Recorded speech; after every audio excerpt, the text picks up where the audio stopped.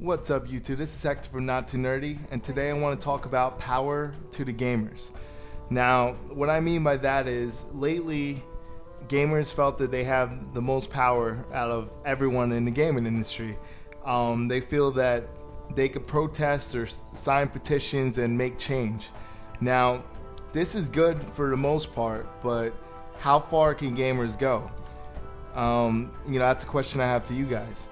So, as of recent, there's a petition to release GTA 5 on PC. This is a petition that gamers wanted because they started this whole thing because they want PC version of GTA 5. Now, obviously, that to me that sounds like a great idea. Obviously, Grand Theft Auto is known for its mods and stuff like that on the PC, and it makes it a lot more fun when it is on the PC. So this is, this one in particular is not bad, but at the same time, I'm gonna go over a couple petitions and protests the gamers had since the beginning. All right. Now, when Xbox One announced their whole policies about DRM and always online and all that stuff, gamers didn't like it. We all know that. They did not like it at all, so they started to protest. How did they protest? Well, they all started with the PlayStation 4 hashtag no DRM. Gamers went on there and they just went on Twitter and talked about the hashtag no DRM, how they did not want the PlayStation 4 to go along with the Xbox One. And then next thing you know, all of a sudden, we found out that the PlayStation 4 was not going to have the same policies as Xbox One. And everyone went crazy and everyone, pre-ordered the PlayStation 4. So some gamers, the ones that were the Sony fans, felt like they accomplished something because guess what? They protested and they felt that they're the ones that caused Sony not to go with this DRM policy and all the same policies that Microsoft had. That's what the gamers felt like. PlayStation 4 is completely different. They won. And, people were arguing about the PlayStation or the Xbox One. They said that they did not want the Xbox One. And, they showed with the pre-order numbers. Now, a lot of people think that it's the pre-order numbers that made the difference. Not what the gamers actually protested against the Xbox One. It's the fact that they did not have the pre-order numbers that they wanted. And that's why Microsoft reversed their policy for DRM. After they did that, gamers felt like, wow, we made a big difference. We were able to protest, we were able to petition. The next thing you know, we forced a big company to change their mind on something that they had locked in. It's never been done before to that extent, that quickly. I mean, the console didn't even come out yet, and they already had to reverse all their policies. They lost their president because of this. He ended up resigning and going to a different job because he probably couldn't handle it. Maybe he got fired. Who knows exactly what went down. But the point is, the gamers felt like they won again, that they had the power. Now, as great as that is, it sort of seems like it opened a Pandora's box over there, because now it just seems like people are going too far and they feel like they could protest anything. Any type of thing. They're like, you know what, we have the power, we're going to control what the gaming industry does. Which, for some things, is great, but then other things, it's like, okay, what else do you want now? So, the next thing I'm going to talk about is, after that, there was another petition that was a Nintendo region-free petition, okay? The gamers wanted Nintendo Wii U to be region-free. They didn't want it to be region-locked, because they felt like, hey, the Xbox One and the PlayStation 4 are not going to be region locked. Why is the Wii U region locked? So they wanted to protest and make it region free. Well, they tried their best, had petitions and had protests and everything, and in the end, Nintendo said there's a reason why they do that, and they're not going to change their policy. Okay? So gamers, you would think that, okay, well, they lost now, so are they going to give up? Well, now, after that whole incident, there was a little tournament, a little championship tournament. I don't know if you guys heard of it, but Evo, Evo 2013 was planning on streaming Super Mario Brothers Melee. and they wanted to stream it online to show everyone on Twitch TV the tournament. Now, this is a championship tournament. It's deeper than that because it actually was a fundraiser. I think they had a fundraiser for breast cancer. If I'm not 100% sure. I think it's for breast cancer. So if anyone wants to correct me, please correct me in the comments below. But they had a whole, you know, it was for charity, for breast cancer awareness and stuff like that. And Nintendo comes along and says, no, we don't want you to stream our game on a live stream. And people were upset with that because this is a tournament. Here comes a tournament that's also for charity, and Nintendo says no. First of all, it makes no sense because Nintendo also has the newer version of that game coming out. Wouldn't this be a free promotion, a free advertising that everyone gets excited and gets prepared for the new game that's going to come out? That makes no sense. On top of it, the fact that, you know, it had to do with, you know, charity, that just makes it even worse, and it makes Nintendo look even worse. So that part I didn't understand. But once again, the gamers, you know, they went to Twitter and it's something called #FreeMelee, and once again, they just all protested. And next thing you know, Nintendo changed their minds and said yes, you could stream the game.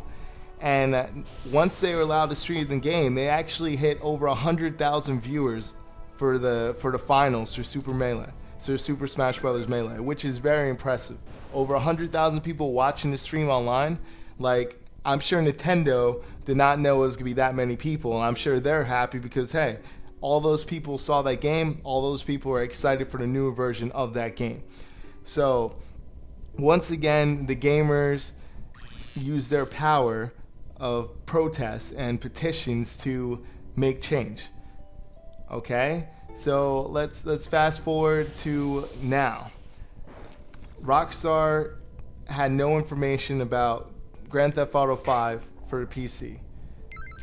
Almost every other Grand Theft Auto, I believe actually every Grand Theft Auto in the past has been on PC. And gamers were upset.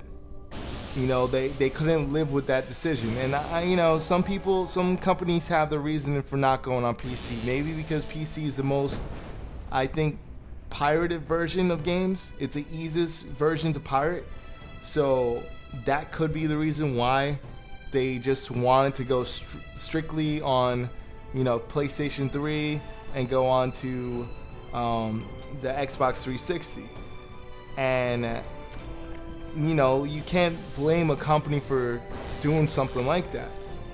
But once again, the gamers felt that, hey, we did all this already, we made all this change. If we don't like something, we could go ahead and protest and sign petitions, and we're gonna force a change. Now, there hasn't been anything released saying that they won the petition, but if you go on the website, which I'll have the link below, you would see that there's over 200,000 petitions. You know, that's insane for the amount of people that want this to go on PC. Yes, I agree, I do want it to go on PC, but at the same time, are we going too far now with these petitions and protests? Just because we really feel like, hey, this isn't right, all of a sudden we're gonna change, you know, and we're gonna force a company to pay millions of dollars, because it's gonna cost extra money to go on PC. Even though, yes, it starts out PC, yes, we ported over to the other gaming, you know, games and stuff like that. If they weren't ready for it to be on PC, they weren't ready to promote for or market it for PC, it's going to cost them money to go to PC. It's going to cost them money to pay these programmers and make sure that it's fully like ready for the PC version. So is it right that everything that we want as a gamer we have to protest for and sign petitions? I don't know. Like, to be honest with you, I don't know where's the cutoff? Like, to what point? Yes, the whole DRM policy, that was great. You know, they're fighting for all gamers.